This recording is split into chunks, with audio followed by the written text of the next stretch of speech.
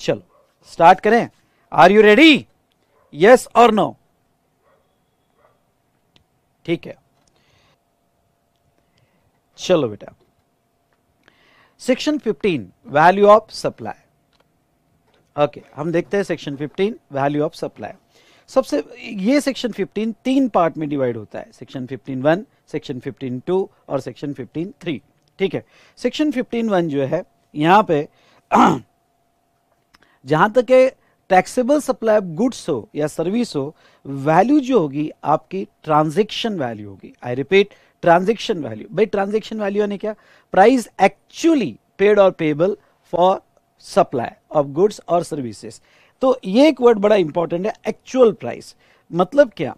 मतलब यहां पे अगर आप दिन में 10 लोगों को सप्लाई कर रहे हो, सप्लाई ऑफ गुड्स और सप्लाई ऑफ सर्विसेज, तो अगर फर्स्ट को आपने 50 रुपीज में दिया, सेकंड वाले को आपने 80 रुपीज में दिया, whatever your actual price. तो पहले केस में अगर आपका 50 रुपीज होगा तो उस 50 रुपीज पे जीएसटी आएगा। सेकंड केस में आपका 80 रुपीज होगा तो 80 रुपीज पे जीएसटी आएगा। थर्ड केस में अगर यहाँ 100 रुपीज में सेल किया तो 100 पे आएगा। तो जो भी एक्चुअल प्राइस होगी उस पर ही जीएसटी लगाया जाएगा। चलिए, बहुत अच्छी बात है। ओके, एक्चुअल प्राइस पेड और पेएबल, यानी कैश सेल होगा तो पेड या क्रेडिट सेल होगा तो पेएबल। ओके, पर इसकी दो कंडीशन है। गवर्नमेंट कहती है कि हम एक्चुअल प्राइस पे ही जीएसटी लेंगे, वॉट रेट में भी, कम ज्यादा जो भी हो, लेकिन हमारी दो शर्तें हैं। क्या? जिसको भी आपने ये प्राइस चार्ज किया है गुड्स और सर्विसेज या बोथ का, और कि वो रिलेटेड पार्टी नहीं होनी चाहिए। अगर वो रिलेटेड होगा तो फिर हम एक्चुअल प्राइस पे जीएसटी नहीं लेंगे। तो वो सिचुएशन में आपका जीएसटी जो है कौन से प्राइस पे लिया जाएगा, तो उसके लिए रूल्स अप्लीकेबल है और रूल्स फाइनल लेवल को ही अप्लीकेबल है। ठीक है, तो यहां पे दो कंडीशन है। कौन सी दो condition? They are not related and price is sole consideration. I repeat, they are not related and price is sole consideration. ठीक है, अब यहां दो रिलेटेड है नहीं क्या? तो रिलेटेड की डेफिनेशन हमने सप्लाई चार्ट में पढ़ी थी। ओके, रिलेटेड मतलब क्या? तो फटाफट मैं आपको रिवाइज करवा दूं। रिलेटेड मतलब common directors officers legally recognise as a partner, मतलब सप्लायर और recipient legally recognise as a partner, कई पार्टनर हो गए। नाउ एम्प्लॉयर और एम्प्लॉय रिलेशनशिप या any third person holding more than 25% stake in both of them, यानी supplier recipient में दोनों कंपनी में और या दोनों एंटिटी में किसी तीसरे का 25% से ज्यादा स्टेक है। One control the other, both control by third person, together they controlling third person और member of same family. Family की डेफिनेशन हमने देखा था कि स्पाउस और चिल्ड्रन ये ऑलवेज रिलेटेड माने जाएंगे। ब्रदर सिस्टर पेरेंट्स ये रिलेटेड तभी माने जाएंगे अगर वो डिपेंडेंट हो गए। अगर रिलेटेड पार्टी को आपने सप्लाई किया होगा, सिर्फ सप्लाई फिर सेक्शन 71A का हो, 71B का हो या 71C का हो, कोई भी सप्लाई किया होगा तो रिलेटेड पार्टी के केस में यहां पे ट्रांजैक्शन वैल्यू नहीं ली जाएगी और प्राइस इज सोल कंसिडरेशन। हाँ, आपको जो भी प्राइस मिल रही है एक्चुअल प्राइस, उसके अलावा अदर कंसिडरेशन नहीं होने चाहिए। हाँ, मतलब क्या? मतलब आपको ये कह दूं कि यहां पे जो 71C के सप्लाई, शेड्यूल 1 के सप्लाई, उसका वैल्यूएशन इससे हो ही नहीं सकता क्योंकि वहां प्राइस होती ही नहीं है। वो फ्री, वो permanent transfer of business asset, मतलब सप्लाई विदाउट कंसिडरेशन है। तो वो केस में रूल्स लगते हैं और वो सिर्फ फाइनल लेवल को अप्लीकेबल है। ओके, तो यहां पे जहां तक है आपने जो भी प्राइस चार्ज किया वो सोल कंसिडरेशन होना चाहिए। चलो, अब नेक्स्ट अगर हम बात करें तो नेक्स्ट आपने जो भी ट्रांजैक्शन वैल्यू लिया है इसमें कुछ एडिशन होगा, और ये एडिशन इंक्लूजन बड़ा इंपॉर्टेंट है क्योंकि जब भी आप प्रॉब्लम सॉल्व करते हो तो प्रॉब्लम सॉल्व करते वक्त, क्योंकि इसके ये ऐसा चैप्टर है कि जिसके ऊपर न्यूमेरिकल्स आते हैं, और इसलिए ये चैप्टर में से जब आप क्वेश्चनियर सॉल्व करोगे तो एटलीस्ट यहाँ 10 न्यूमेरिकल्स जरूर सॉल्व करना, अच्छे प्रॉब्लम सेलेक्ट करना और पूरा सॉल्व करके देखना नोट्स के साथ। आई रिपीट, मैं ये कहूंगा कि नोट्स के साथ पूरे न्यूमेरिकल्स आपको सॉल्व करके देखना है। ठीक है, तो अब बेटा यहां पे आपकी ट्रांजैक्शन वैल्यू में टोटल 5 इंक्लूजन्स हो गए। कौन से 5 इंक्लूजन हो गए? सेक्शन 15(2) के हिसाब से, सेक्शन याद रहे तो बहुत अच्छी बात है। क्लॉज ए, वो कहते हैं कि ड्यूटीज एंड टैक्सेस, यानी all taxes levied under this law, under any law, मतलब जैसे कुछ ऐसे टैक्सेस है जो जीएसटी आने के बाद भी आज लगते हैं आपके सप्लाई ऑफ गुड्स पे या सर्विस के। तो जब आप वैल्यू निकालोगे तो वो टैक्सेस ऐड करोगे जीएसटी निकालने के लिए, एक्सेप्ट जीएसटी। जीएसटी खुद इटसेल्फ ऐड नहीं करोगे। जैसे अगर हम बात करें तो टोबैको प्रोडक्ट्स, टोबैको प्रोडक्ट पे आज भी एक्साइज ड्यूटी लगती है, ये आपको पता है, हमने इंट्रोडक्शन रिवीजन में देखा था। तो अगर समझ लो कोई टोबैको प्रोडक्ट सेल कर रहा है, उसके ऊपर एक्साइज ड्यूटी लग रही है। Basic price, let's assume that कि यहां पे बेसिक प्राइस 1 लाख रुपए है, बेसिक प्राइस 1 लाख रुपए है जी। उसके ऊपर एक्साइज ड्यूटी लगी और एक्साइज ड्यूटी 30,000 है, तो टोटल कितना हुआ 1,30,000। तो जीएसटी कितने पे लगेगा? तो जीएसटी 1,30,000 पे लगेगा। Is it clear? यानी जो भी टैक्सेस, एंटरटेनमेंट टैक्स जो लोकल बॉडी का हो, या म्युनिसिपल टैक्सेस हो, या फिर एक्साइज ड्यूटी हो, जो भी टैक्सेस अंडर एनी लॉ लग रहा है तो आपको वो वैल्यू में ऐड कर देना पड़ेगा। आई रिपीट, वो वैल्यू में आपको ऐड कर देना पड़ेगा। I hope you understood. Okay, except GST, तो ये टैक्सेस आपको ऐड करने हैं जो भी एक्स्ट्रा लगाया है फॉर वैल्यूएशन पर्पसेस। उसके बाद में नेक्स्ट वो कहते हैं क्या? Third party payment. ये थर्ड पार्टी पेमेंट मेरा वर्ड है, एक्चुअली वर्ड ऐसे, any payment incurred by recipient for which supplier is liable to pay. मतलब क्या? कोई ऐसे चार्जेस है जो सप्लायर ने जिम्मेदारी ली है लेकिन रिसिपिएंट ने इंकर्ड किया है, तो वो चार्जेस ओके सप्लायर जब इनवॉइस बनाएगा तो वो इनवॉइस में ऐड करेगा, what ever incurred by recipient. इसके दो एग्जांपल फटाफट मैं यहां लेना चाहूंगा। पहले तो फ्रेट चार्जेस। भाई मेरा कस्टमर है, उसने मेरी शॉप है, ट्रेडिंग की शॉप, और उसने मुझे यहां पे रेफ्रिजरेटर का ऑर्डर दिया। मैंने कहा कोई प्रॉब्लम नहीं है, ओके तो मैं रेफ्रिजरेटर आपके घर तक पहुंचा के दूंगा, मतलब मैं ट्रांसपोर्टेशन एट योर गेट करूंगा। तो यहां पे लाइबिलिटी किसकी ली? फ्रेट चार्जेस, ट्रांसपोर्टेशन चार्जेस, इसकी लाइबिलिटी किसने लिया? सप्लायर ने लिया। मतलब सप्लायर इज लायबल टू पे। लेकिन कुछ रीजन की वजह से जो एड्रेस उसने दिया वहां पे मेरा ट्रक या टेम्पो जाने को रेडी नहीं है, तो मैंने रिसिपिएंट को कहा देखो भाई तुम्हारा अगर कोई पहचान का होगा तो भेज दो, तुम्हारा कोई पहचान का होगा तो भेज दो, मैं उतनी प्राइस कम कर दूंगा। तो उसने कहा ठीक है। तो ट्रांसपोर्टेशन उसने अरेंज किया, यानी expenses incurred by recipient. Come on, expenses incurred by recipient, जिसकी लायबिलिटी किसने ली थी? सप्लायर ने ली थी। तो ऐसे सिचुएशन में जो भी फ्रेट चार्जेस रिसिपिएंट ने दिए उसने देने की वजह से हमने प्राइस कम कर दी। समझ लो मेरी प्राइस थी 100 + 10 फ्रेट, लेकिन मैंने फ्रेट नहीं लिया, 100 ही लिया। लेकिन सप्लायर की लायबिलिटी होगी, ये बहुत इंपॉर्टेंट है। जब भी आप केस स्टडी या प्रॉब्लम सॉल्व करोगे तो ये जरूर देखना कि सप्लायर इज लायबल टू पे, सप्लायर की लायबिलिटी होगी और इनकर्ड बाय रिसिपिएंट, तो वो सिचुएशन में ऐड किया जाएगा। सप्लायर को इवन दो रिसिपिएंट ने पेमेंट किया पर वो अपने वैल्यू में ऐड कर देना पड़ेगा। डन बेटा। उसके बाद में जहां तक देखा जाए, कमन यहां पे सभी देखिएगा, तो ये सप्लायर को थर्ड पार्टी पेमेंट के चार्जेस ऐड कर देना है। उसके बाद में एक दूसरा एग्जांपल फ्रेट का ही लेता हूं। समझ लो सप्लायर ने एक्स फैक्ट्री या एक्स शॉप सेल किया। मतलब क्या? मतलब यहां कि भाई मेरे फैक्ट्री से तू लेके जा, ट्रांसपोर्टेशन मैं नहीं अरेंज करूंगा, तुझे आना पड़ेगा, मेरे फैक्ट्री से माल उठाना पड़ेगा। तो यहां पे supplier is not liable to pay, क्योंकि वो लायबिलिटी नहीं ले रहा है। तो ऐसे केस में कस्टमर को जो फ्रेट चार्जेस लगे वो वैल्यू में ऐड नहीं होंगे। ऐड तभी होंगे फिर वो फ्रेट चार्जेस हो, इंस्पेक्शन चार्जेस हो, यहां पे कमीशन हो, वॉट एवर इट में भी, अगर सप्लायर ने लायबिलिटी ली होगी तो वही वैल्यू में ऐड किया जाएगा। फिर वारंटी चार्जेस हो, तो जहां तक देखा जाए मैंने कुछ एग्जांपल लिया, ये एग्जांपल आप पढ़ सकते हो। पर 2 पॉइंट बड़े इंपॉर्टेंट है। चलिए इसके बाद में हम देखेंगे इंसिडेंटल एक्सपेंसेस। कमॉन, कौन सा? Incidental expenses. बहुत से बार सप्लायर जो है यहां पे सब सेल करता है तो कुछ एक्स्ट्रा चार्जेस लगाता है। भाई एक्स्ट्रा चार्जेस कौन से? पैकिंग हो गया, कमीशन हो गया, बिल में एक्स्ट्रा लगाता है, packing charges extra, commission charges extra, या फिर कभी कभी यहाँ पे labeling, designing charges, royalty, warranty, insurance charges, धर्मदा मतलब वो धर्म के नाम पे चैरिटी के लिए कुछ चार्जेस लगाता है, weighment charges, loading unloading charges, freight, erection, installation, pre delivery inspection, जो सेलर एक्स्ट्रा लगाता है। तो ऐसे सिचुएशन में कोई भी चार्जेस सप्लायर एक्स्ट्रा लगा रहा है, तो देखो एनी इंसिडेंटल एक्सपेंसेस, ये बहुत इंपॉर्टेंट है। Any incidental expenses charge by supplier and any amount charge for anything done by supplier eight the time, ये बहुत इंपॉर्टेंट है, eight the time of supply और बिफोर डिलीवरी ऑफ गुड्स और services, तो वो ऐड किए जाएंगे। मतलब सप्लाई करते वक्त या डिलीवरी देने के पहले बिल में कोई भी एक्स्ट्रा चार्जेस लगाए गए, ठीक है, तो कोई भी एक्स्ट्रा चार्जेस लगाए गए तो वो भी ऐड किए जाएंगे।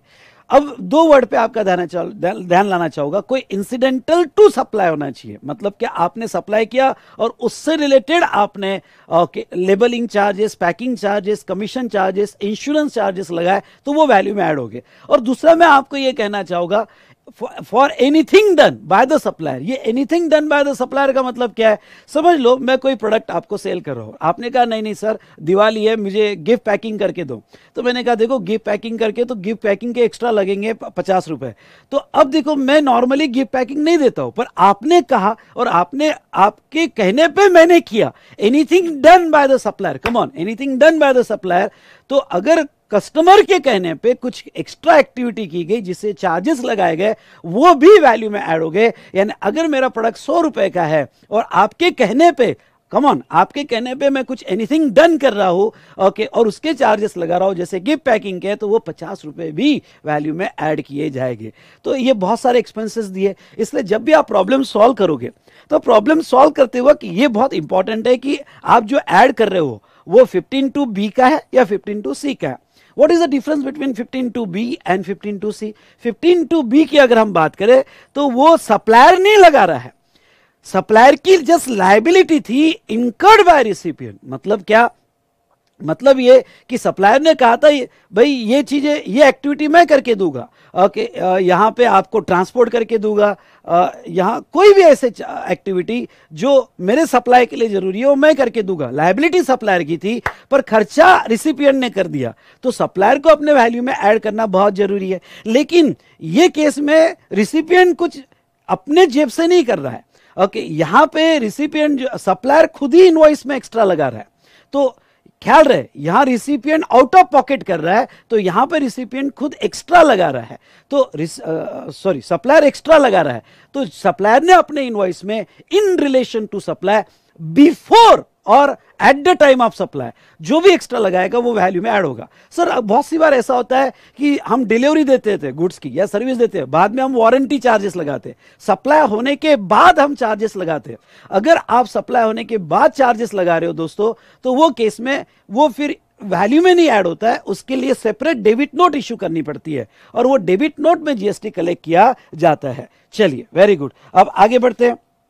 ये हमने देखा रिगार्डिंग टू इंसिडेंटल एक्सपेंसेस, ये समझा क्या? अगर समझा होगा तो यस कहिएगा और आपको क्या करना है? ठोको लाइक। ओके, मेरी रिवीजन अगर आपको अच्छी लग रही है, ओके, तो बस आप अपना काम करते रहो, मैं आपका पूरा सब्जेक्ट रिवाइज करते रहूंगा और इस बार 80 बार जीएसटी आपके लिए one of the interesting subject बन के ही रहेगा और आपका कॉन्फिडेंस भी बूस्ट करेगा। तो चलिए दोस्तों, उसके बाद में हम देखते हैं next D, interest, late fee और penalty for delay payment of consideration. ध्यान से सुनिएगा, for delay payment of consideration ये क्या है? ठीक है, डिले पेमेंट ऑफ कंसिडरेशन, तो इसमें हम दो पार्ट देखेंगे, इंटरेस्ट, लेट फी और पेनल्टी। दो टाइप के इंटरेस्ट जीएसटी में पढ़ने में आते हैं, एक इंटरेस्ट ऑन लोन, एडवांसेस और डिपॉजिट। आपको याद होगा तो लोन का इंटरेस्ट होगा, एडवांसेस और डिपॉजिट का इंटरेस्ट होगा, तो वो सप्लाई ऑफ सर्विस माना जाता है बट एग्जम्प्ट है। हमने पहले भी देखा था सप्लाई टॉपिक में कि इंटरेस्ट ऑन लोन, एडवांसेस और डिपॉजिट, ओके, ये सर्विस है बट एग्जम्प्ट है। और हमने कंपोजिशन स्कीम में भी देखा था सभी कैलकुलेशन के लिए इंटरेस्ट एक्सक्लूड कर दिया जाता है। उसके बाद में बेटा नेक्स्ट यहां पे हम अब कौन से इंटरेस्ट की बात कर रहे हैं? इंटरेस्ट, लेट फी और penalty for delay payment of consideration.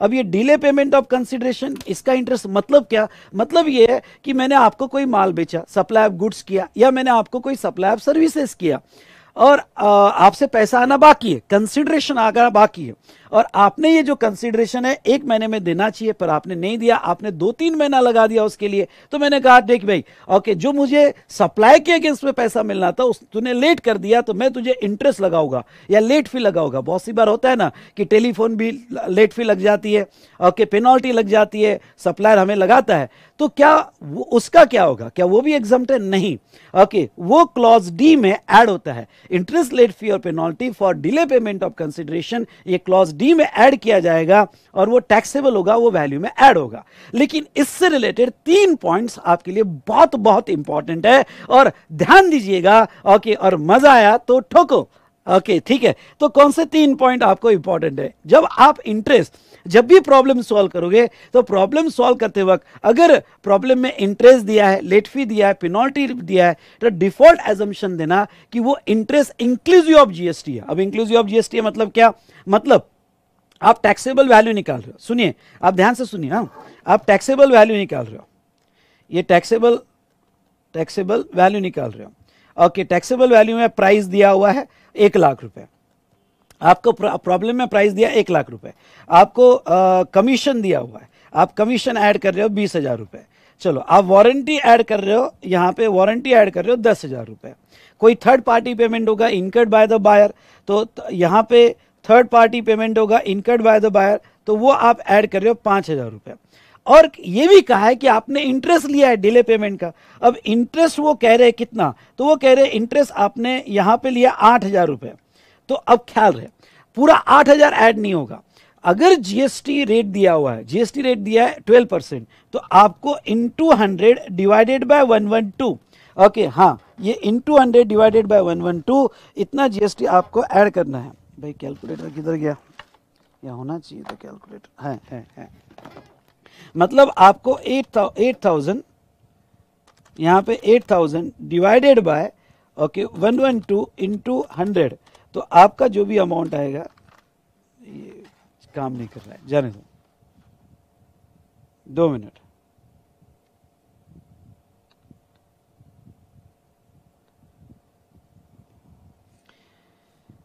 $8,000 divided by 112 into 100, तो आपका जो आएगा 7142, करेक्ट, वेरी गुड। तो आपको 7142 ऐड करना है। सर क्या ये इंटरेस्ट के लिए लेना है क्या, नहीं, इंटरेस्ट होगा, लेट फी भी इंक्लूसिव होगा, एज वेल एज पेनल्टी भी इंक्लूसिव माना जाएगा। तो चलो एक इंपॉर्टेंट पॉइंट था क्या, कि जब भी आप वैल्यू में लोगे तो नॉर्मली इंटरेस्ट, लेट फी और पेनल्टी भी consider as inclusive of GST, तो आपको जीएसटी निकाल के वैल्यू में ऐड करना पड़ेगा।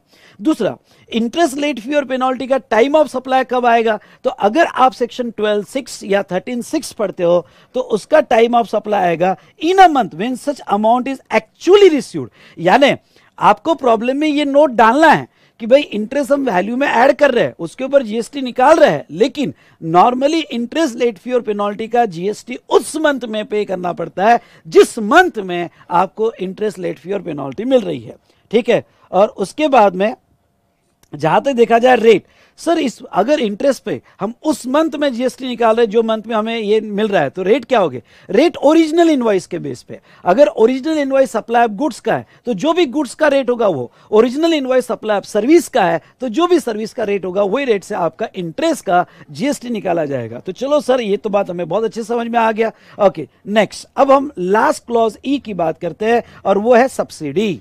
ओके आपको याद होगा तो वो क्या कहते हैं, कौन सी सब्सिडी आपको ऐड करनी है, subsidy directly link to the price by person other than government. चलो ये चार्ट से देखते हैं, चार्ट में क्या है भाई, सब्सिडी। ओके अगर सब्सिडी गवर्नमेंट से मिल रही है तो ये वैल्यू में ऐड नहीं होगा, ये हमने कंसिडरेशन के डेफिनेशन में भी देखा और यहां पे बता दो दोस्तों। तो okay not to be added in the value of supply अगर गवर्नमेंट से होगी। अगर सब्सिडी गिवन बाय अदर्स होगा, I repeat, subsidy given by others होगा, तो ऐसे सिचुएशन में यहां पे subsidy link to the price होगा तो ही ऐड होगा।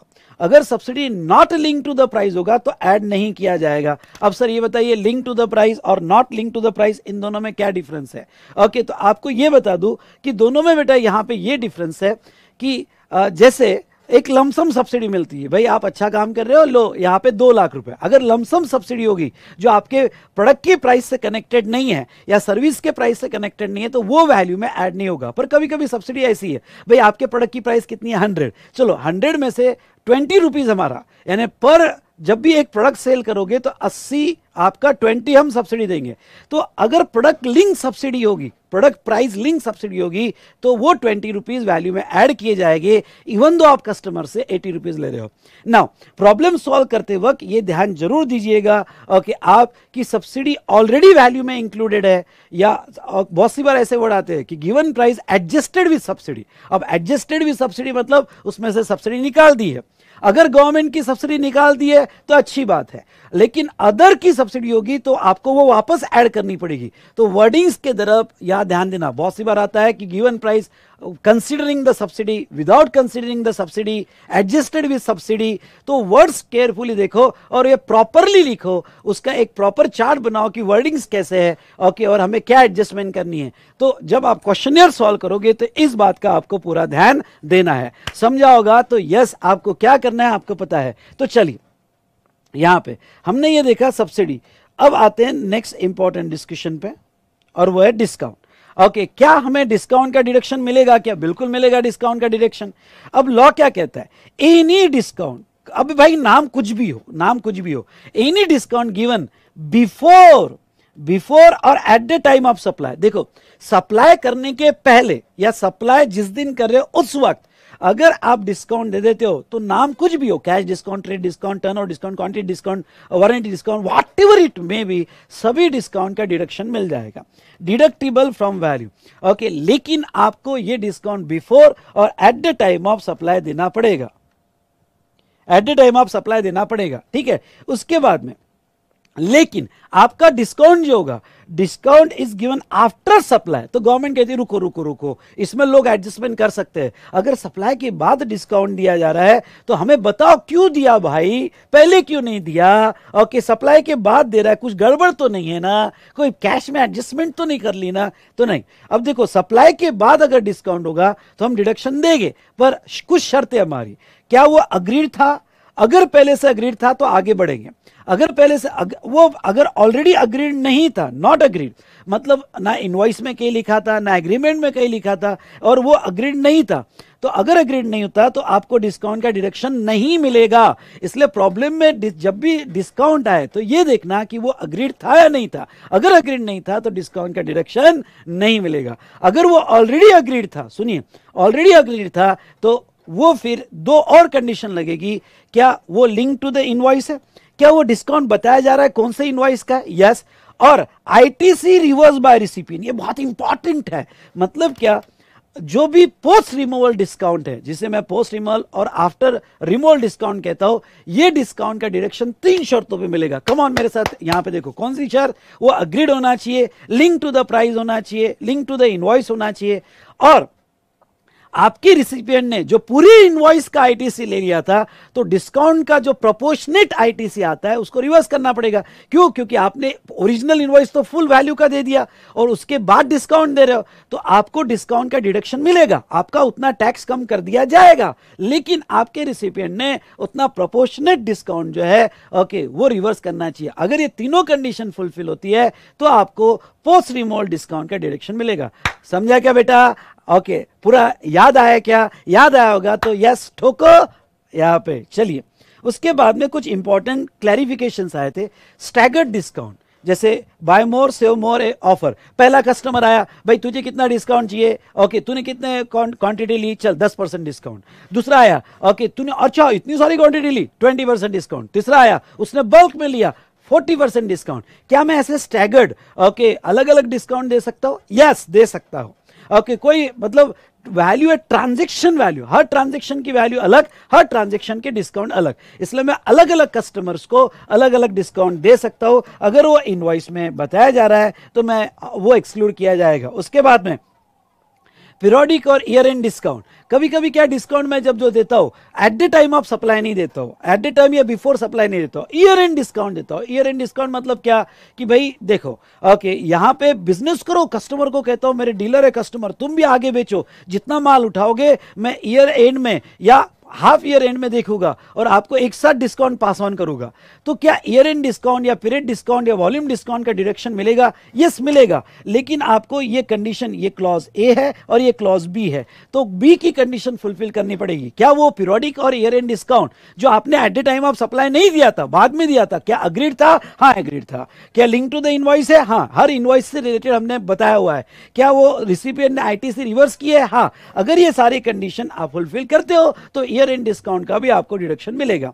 सेकेंडरी डिस्काउंट भी वही है बेटा। सेकेंडरी मतलब क्या, आपने eight the time of supply नहीं दिया, मतलब not known at the time of supply, okay, और आपने बाद में दिया, तो सेकेंडरी डिस्काउंट का डिडक्शन तभी मिलेगा अगर 15(3)(b की सारी कंडीशंस आप फुलफिल कर दोगे। मतलब वो एग्रीड होना चाहिए, वो लिंक टू द इनवॉइस होना चाहिए, और आपके रिसिपिएंट ने आईटीसी रिवर्स कर देना चाहिए। ये सारी कंडीशन फुलफिल होती है तो आपको ये डिस्काउंट दिया जाएगा। तो इस तरह से हमने यहां पे सेक्शन 15(1), 15(2) और 15(3) कंप्लीट किया। अब आपको अपना काम करना है, मैंने अपना काम कर दिया है। आपको क्या करना है, ओके, क्वेश्चनर्स के न्यूमेरिकल क्वेश्चंस 10 क्वेश्चंस ऐसे उठाना है जो पूरा स्टार्ट से लेके एंड तक आपको सॉल्व करके देखना है, पर इजी वाले नहीं। ओके, यहां पे ओके, इजी वाले नहीं, आपको जो है ओके पूरा पढ़ लेना है और उसमें जो टफ क्वेश्चन है वो उठाना है, और वैल्यूएशन पे क्वेश्चन आया तो मार्क्स छोड़ने नहीं हैं। चलिए दोस्तों, तो ये हमने देखा यहां पे 51, 52, 53। नीचे कुछ इंपॉर्टेंट सीबीआईसी क्लैरिफिकेशन है। अब ये क्लैरिफिकेशन में मैं कह दूं कि यहां पे ठीक है,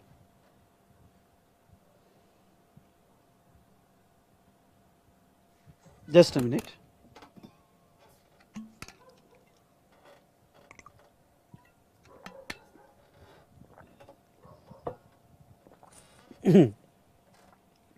अब देखिए ये जो क्लैरिफिकेशन है मैं पढ़ा रहा हूं, पहला, दूसरा और तीसरा,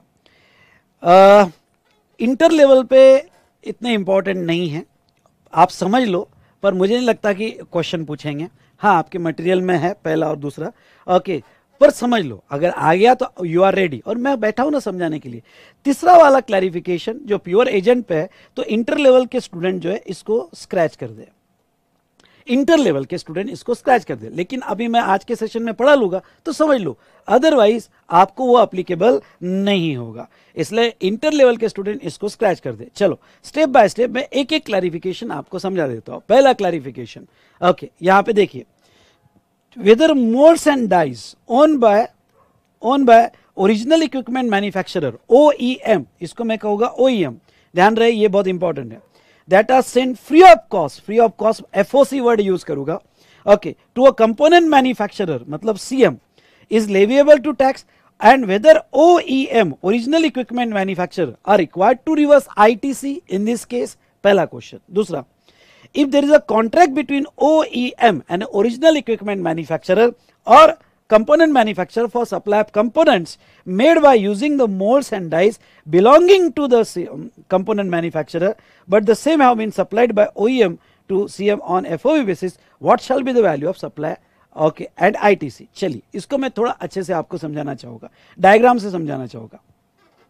डायग्राम में ले लो यहां पे, और ये कि भाई टाटा मोटर्स है, टाटा मोटर्स ने ओके मोल्ड्स और डाई, साचा परचेस किया, मोल्ड्स और डाई परचेस किया। तो मोल्ड्स और डाई परचेस किया टाटा मोटर्स ने, जिसकी वैल्यू 1 लाख रुपए और जीएसटी उसके ऊपर 12,000 रुपए है। ओके, जैसे ही उन्होंने परचेस किया टाटा मोटर्स ने उसका आईटीसी ले लिया। ओके, तो क्या टाटा मोटर्स आईटीसी ले सकता है? तो आगे मैं बताऊंगा, सीबीआईसी क्लैरिफिकेशन कहता है हाँ आईटीसी ले लिया। अब ये मोल्ड और डाइस किसको भेजे? ओके, मोल्ड जैसे पिस्टन, समझ लो पिस्टन्स का मोल्ड खरीदा, डाई खरीदा टाटा मोटर्स ने, और वो मोल्ड और डाई खरीद कर ओके भेजे कंपोनेंट मैन्युफैक्चरर उसके सप्लायर के।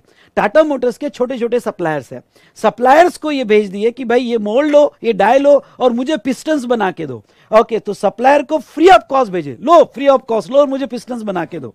तो पहला सवाल, क्या ये जो टाटा मोटर्स ने मोल्ड्स और डाई खरीदे थे और फ्री ऑफ कॉस्ट सप्लाई किए, किसको फ्री ऑफ सप्लाई किए? अपने सप्लायर को जो कंपोनेंट मैन्युफैक्चर करके दे रहा है। सीएम मतलब कंपोनेंट मैन्युफैक्चरर, कंपोनेंट मैन्युफैक्चर करके दे रहा है, तो ये फ्री ट्रांसफर करना सप्लाई बोला जाएगा क्या? तो सीबीआईसी क्लैरिफिकेशन कहता है, आगे मैं पता होगा, सीबीआईसी क्लैरिफिकेशन कहता है कि नहीं, ये सप्लाई नहीं बोला जाएगा क्योंकि इसमें कंसिडरेशन ही नहीं है, टोटली फ्री दिया हुआ है, टोटली फ्री दिया है। तो अब देखो, हाँ मैं मानता हूं कि any supply without consideration, come on, any supply without consideration जो है ओके कुछ केसेस में सप्लाई बोला जाता है, पहला permanent transfer of business asset on which ITC is taken, क्या इन्होंने परमानेंट दिया? नहीं, ये वापस आएगा मोल्ड्स और डाइज कंपोनेंट बना के, इसलिए क्लॉज 1 में नहीं आता है। रिलेटेड को या डीम्ड डिस्टिंक्ट पर्सन को दिया? नहीं। प्रिंसिपल एजेंट है? नहीं। तो ऐसे सिचुएशन में ओके सीबीआईसी क्लैरिफिकेशन कहता है कि ये सप्लाई नहीं बोला जाएगा क्योंकि ये विदाउट कंसिडरेशन है। चलो ये क्लियर हो गया। चलो भाई, ये सप्लायर के पास मोल्ड और डाई आ गया। मोल्ड और डाई होने के बाद उस मोल्ड को यूज करके पिस्टन बनाया गया, कंपोनेंट बनाया गया। अब भाई ये सप्लायर कंपोनेंट बेच रहा है, इसका फाइनल प्रोडक्ट क्या है? Component, piston. उसका वैल्यूएशन चल रहा है। इसने वैल्यू 2 लाख का पिस्टन बना के दिया कार का। वेदर वैल्यू ऑफ मोल्ड्स और dies included in the value of engine. Okay, हाँ, ये बहुत सवाल, ये बहुत इंपॉर्टेंट है। अब देखो इसके एंगल से देखना। अब ये जो अपना कंपोनेंट बना रहा है, जिसका इनवॉइस बना रहा है, जिसकी वैल्यू 2 लाख रुपए है, अब लॉ क्या कहता है कि जब ये वैल्यूएशन करेगा तो 15(1) में ट्रांजैक्शन वैल्यू ली जाएगी। इसके एंगल से देखना तो ट्रांजैक्शन वैल्यू 2 लाख रुपए ली जाएगी, प्लस 15(2) में, सॉरी 15(2) क्लॉज ए, बी और सी में ऐड हो गया, तो 15(2) में टैक्सेस, ठीक है, नहीं है। 15(2)(b), हाँ, अब 15(2)(b) जो है कहता है कि कोई ऐसा खर्चा जो सप्लायर ने करना चाहिए था but incurred by recipient, okay, जो सप्लायर ने करना चाहिए था इनकर्ड बाय रिसिपिएंट। तो अब देखो यहां पे क्या हो गया, यहां पे डिपार्टमेंट का ये कहना था कि भाई कंपोनेंट बनाने के लिए मोल्ड जरूरी लगता है, तो मोल्ड सप्लायर ने लाना चाहिए था, मोल्ड सप्लायर ने लाना चाहिए था, पर incurred by recipient Tata Motors, इसलिए ये मोल्ड की वैल्यू इसमें ऐड होगी।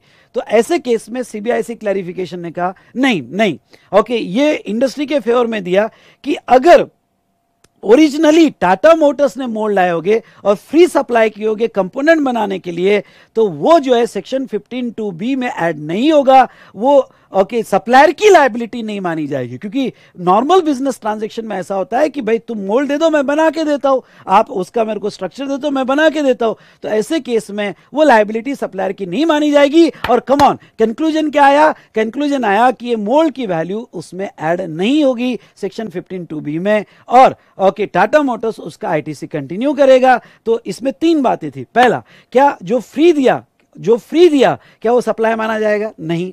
ओके, दूसरा, क्या कंपोनेंट जब बना के टाटा मोटर्स को दिया जाएगा तो क्या उस वैल्यू में मोल्ड की वैल्यू ऐड होगी क्या? नहीं, क्योंकि लायबिलिटी सप्लायर की नहीं थी। तीसरा, क्या ये मोल्ड का जो जीएसटी लग गया इसका आईटीसी कौन लेगा? तो इसका आईटीसी टाटा मोटर्स लेगा। समझा होगा तो ठीक, नहीं तो जितना पढ़ा है उतना समझ लो, बस दैट्स ऑल। इससे ज्यादा मैं रिवीजन में नहीं ले सकता हूं।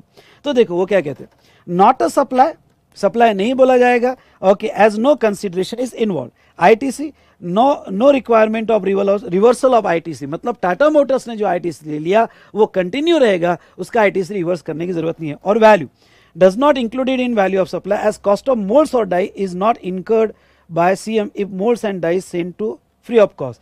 वैल्यू फॉर सीएम, यानी जो कंपोनेंट मैन्युफैक्चरर है उसके लिए वैल्यू क्या होगी? तो उसके में मोल्ड और डाइस की वैल्यू ऐड नहीं होगी। लेकिन एक दूसरा सवाल है, दूसरा थोड़ा इसको मोल्ड करके पूछा गया सवाल। और सवाल क्या पूछा गया?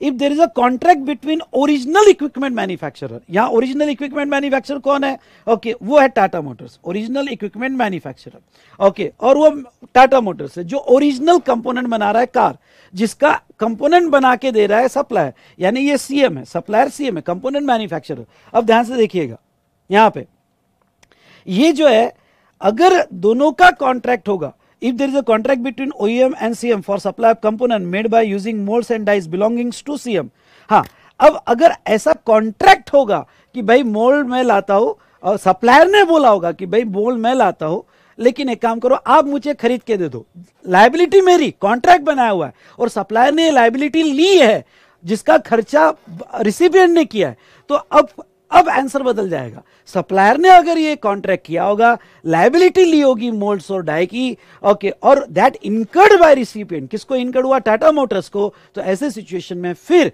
जब ये 2 लाख का वैल्यू कंपोनेंट का होगा तो उसमें ऐड किया जाएगा। अगर समझा होगा तो ठोको लाइक, समझा होगा तो ठोको लाइक। पहले ही कह देता हूं, ओके, ये फाइनल लेवल पे इंपॉर्टेंट है क्लैरिफिकेशन, पर इंटर लेवल पे आपको समझा होगा तो ठीक, ओके, और नहीं तो ओके। और मैं फिर से ये कह रहा हूं, ठीक है, फिर से ये कह रहा हूं कि बस यहां तक ही टॉपिक कॉमन रहेंगे, इसके बाद स्प्लिट हो जाएंगे, चलो, तो ये हमने देखा। उसके बाद में सेकंड क्लैरिफिकेशन, आ जाओ, समझा क्या? यस बोलो, समझा क्या? यस बोलो, यस तो टाइप करो नालायक हो।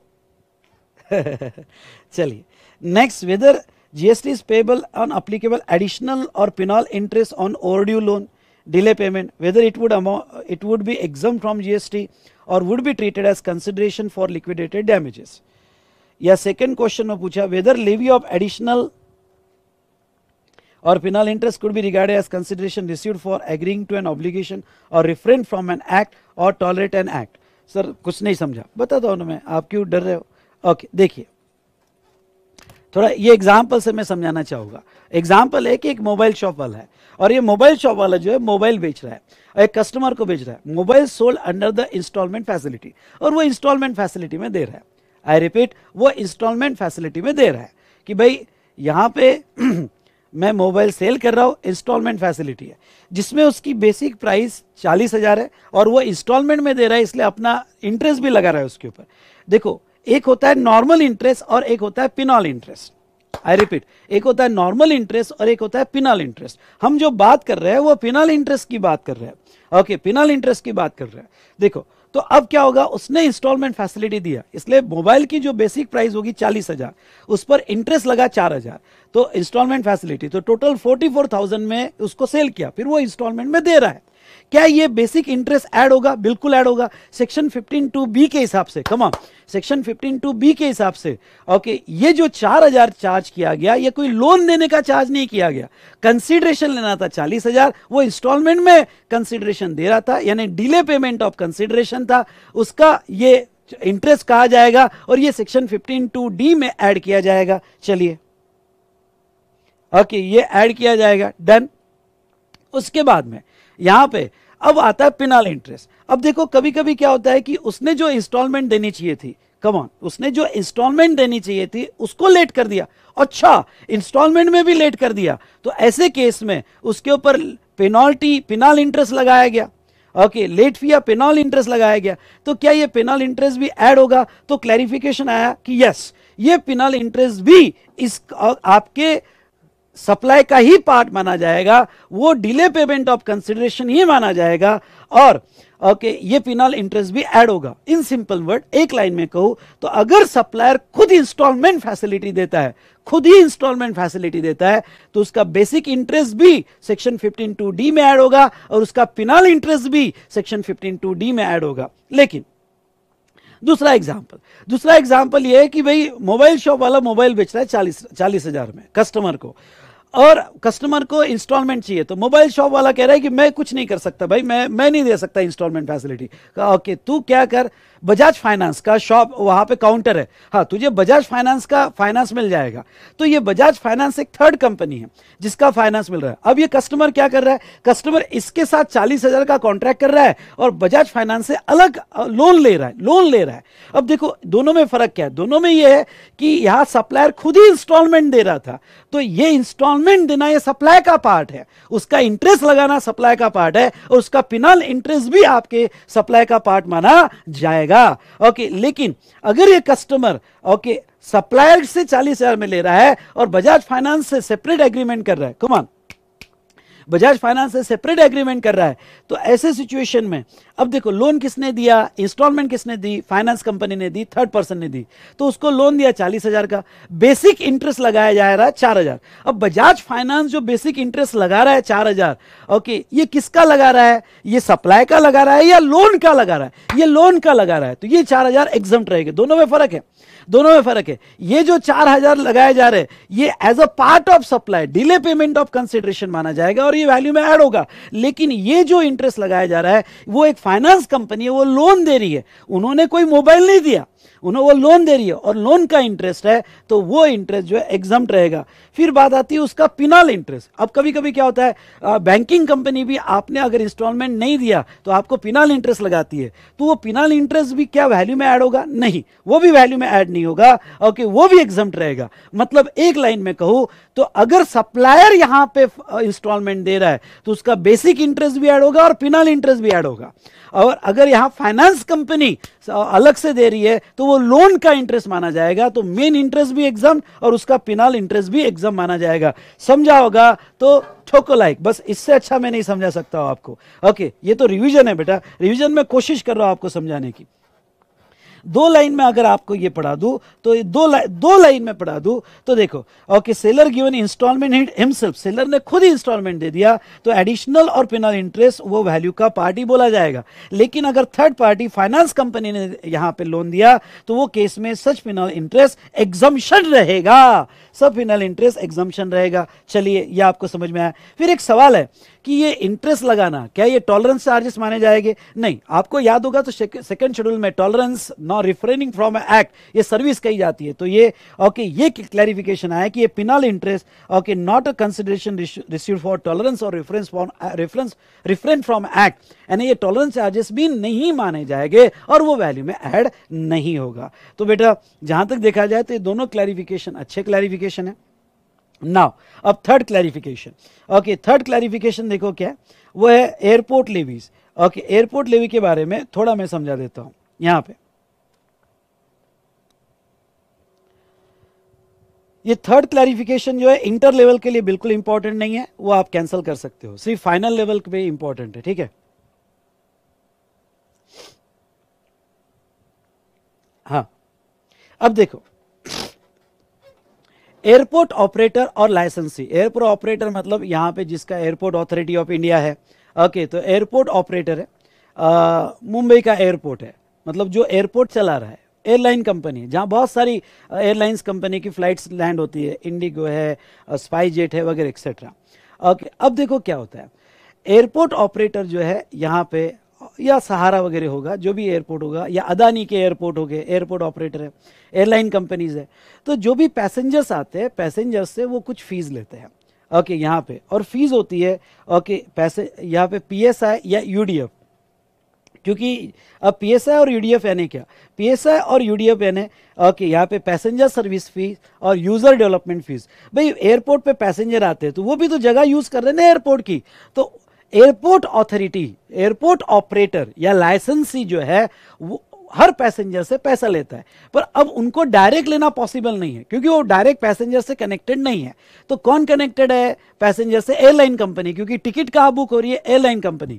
तो ये एयरपोर्ट ऑपरेटर एयरलाइन कंपनी को कहते हैं कि देखो ओके हमारे जो दो चार्जेस है ओके पीएसएफ या यूडीएफ पैसेंजर ओके या यहाँ पे यूडीएफ चार्जेस, ये डेवलपमेंट चार्जेस आप पैसेंजर से ले लो हमारे बिहाफ पे और हमें दे दो। तो अब क्या करते हैं एयरलाइन कंपनी जब टिकट बुक करती है तो वैल्यू ऑफ टिकट 5,000 है और पैसेंजर ओके पीएसएफ या यूडीएफ 200 रुपए एक्स्ट्रा लेती है। लेकिन अब वो ये पीएसएफ और यूडीएफ अपने लिए ले रही है क्या? नहीं, अपने लिए नहीं ले रही है, ओके किसी के बिहाफ पे ले रही है। तो ऐसे केस में जब आप टिकट की वैल्यू कंसीडर करोगे, सुनना, जब आप टिकट की वैल्यू कंसीडर करोगे तो क्या ये 200 वैल्यू में टिकट की वैल्यू में ऐड होगा क्या? अरे लॉ तो ये कहता है कोई भी इंसिडेंटल एक्सपेंसेस एक्स्ट्रा चार्ज किया तो वो वैल्यू में ऐड होना चाहिए। नहीं, ओके एक कंसेप्ट है रूल 34 का pure agent. Okay rule final level को एप्लीकेबल है, तो यहां रूल 34 का प्योर एजेंट। तो यहां पे क्लैरिफिकेशन ये कहता है कि ये पीएसएफ और यूडीएफ चार्जेस ये एयरलाइन कंपनी के वैल्यू में ऐड नहीं होंगे। ओके ये जो पीएसएफ और यूडीएफ चार्जेस है ये as a pure agent deductible होंगे, यानी एयरलाइन कंपनी जो जीएसटी पे करेगी वो 5,000 पे करेगी, 5,200 पे नहीं करेगी। ओके उसके बाद में इस पे जीएसटी कौन देगा? तो एयरपोर्ट ऑपरेटर जीएसटी देगा। ओके और वो जीएसटी गवर्नमेंट को पे करेगा। ओके नेक्स्ट यहां पे ओके अब एयरलाइन कंपनी क्या कहती है कि देखो तुम्हारे बिहाफ पे हमने पैसा लिया पैसेंजर से, तो कुछ तो पैसा हमें दो ना, कलेक्शन फीस, क्योंकि हमारी मेहनत लगी, हमारा स्टाफ लगा या आपके 200 रुपए लेने के लिए, तो 5 रुपए कलेक्शन फीस तो दो। तो सीबीआईसी क्लैरिफिकेशन ये कहता है कि एयरलाइन कंपनी अगर ये चार्जेस लेने के लिए कुछ अपनी कलेक्शन फीस लेती है ऑपरेटर से तो वो उसकी सर्विस मानी जाएगी, उसके ऊपर जीएसटी लगेगा और वो जो जीएसटी लगेगा उसका क्रेडिट एयरपोर्ट ऑपरेटर को भी मिल जाएगा। तो ये क्लैरिफिकेशन था, ये आप रीड कर सकते हो। तो इस तरह से हमारा जो है यहां पे वैल्यू ऑफ सप्लाई सेक्शन 15(1), 15(2), 15(3) और कुछ क्लैरिफिकेशन यहां एंड होते हैं। ठीक है।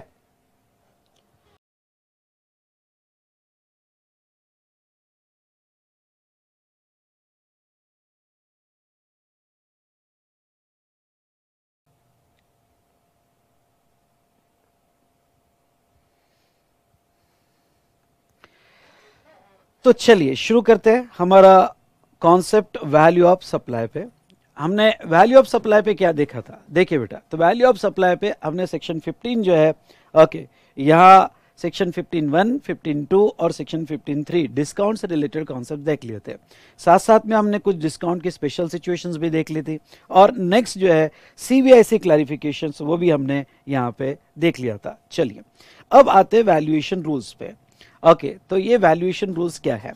सेक्शन 15(4) और 15(5), सेक्शन 15(4) क्या कहता है? If value of supply can not be determine under section 15(1), यानी 15(1) से वैल्यू डिटरमाइन नहीं हो पाया तो आपको करना क्या है? आपको एक बात बता दूं, यहां पे दोस्तों 15(1) जो है वो कहता है कि कोई भी सप्लाई का वैल्यू, ट्रांजैक्शन वैल्यू लिया जाएगा अगर वो रिलेटेड नहीं हो और प्राइस इज सोल कंसिडरेशन हो। और ख्याल रहे 15(2) की एडजस्टमेंट तभी होगी जब 15(1) में टीवी एक्सेप्ट होगी। नाउ अब ऐसी कौन सी सिचुएशंस है जहां 15(1) में वैल्यूएशन करना पॉसिबल नहीं है?